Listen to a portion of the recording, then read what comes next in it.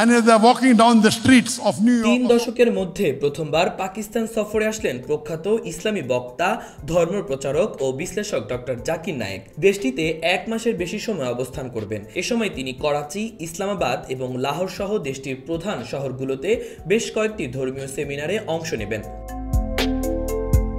সোমবার পাকিস্তানের রাজধানী ইসলামাবাদে পৌঁছালে তাকে লাল গালিচা সংবর্ধনা দেওয়া হয়। বিমানবন্দরে পাকিস্তানের ধর্ম বিষয়ক মন্ত্রণালয়ের কর্মকর্তারা এবং প্রধানমন্ত্রীর সহযোগী রানা মাসুদ জাকির নায়েককে স্বাগত জানান। এর আগে 1992 সালে ভারতে ফিরে আসার আগে পাকিস্তান সফর করেছিলেন জাকির নায়েক। ওই সময় লাহোর ধর্মীয় পণ্ডিত ডক্টর ইসরার আহমেদের সঙ্গে দেখা করেছিলেন তিনি।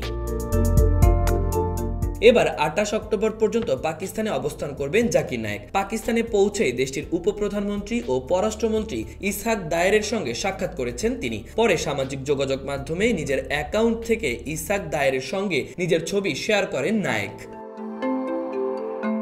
ভারতে ধর্মীয় উস্কানির মাধ্যমে সাম্প্রদায়িক সহিংসতা উস্কে দেওয়ার অভিযোগ আছে জাকির নায়েকের বিরুদ্ধে। গ্রেপ্তারি পরোয়ানা মাথায় নিয়ে ঘুরছেন। ভারতের আইন শৃঙ্খলা রক্ষাকারী বাহিনী তাকে ওয়ানডে আসামি হিসেবে ঘোষণা করেছে অনেক আগেই। 2016 সাল থেকে মালয়েশিয়ায় বসবাস করছেন এই ধর্মপ্রচারক। ওই বছর ভারতের কেন্দ্রীয় গোয়েন্দা সংস্থা ন্যাশনাল ইনভেস্টিগেশন এজেন্সি NIA তার বিরুদ্ধে মামলা দায়ের করে।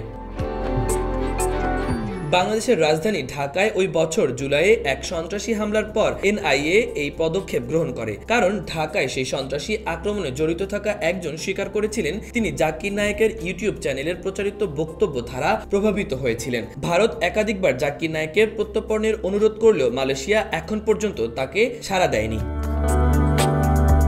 ওই সময় থেকে বাংলাদেশে জাকির নায়েকের পিস টিভি সম্প্রচার বন্ধ আছে। শেখ হাসিনা সরকারের পতনের পর বাংলাদেশে এই টিভি চ্যানেলের সম্প্রচার আবারও চালু করার আহ্বান জানিয়েছেন তিনি। সম্প্রতি এক অনুষ্ঠানে প্রশ্নোত্তর পর্বে জাকির নায়েক বলেছেন তার প্রতিষ্ঠিত পিস টিভি বাংলা সহ ইংরেজি, উর্দু এবং চাইনিজ ভাষায় বিভিন্ন অনুষ্ঠান সম্প্রচার করছে, কিন্তু তা বাংলাদেশের দর্শকরা দেখতে পারছে না। তিনি চান যে পিস টিভি বাংলাদেশের মানুষ দেখতে পাক।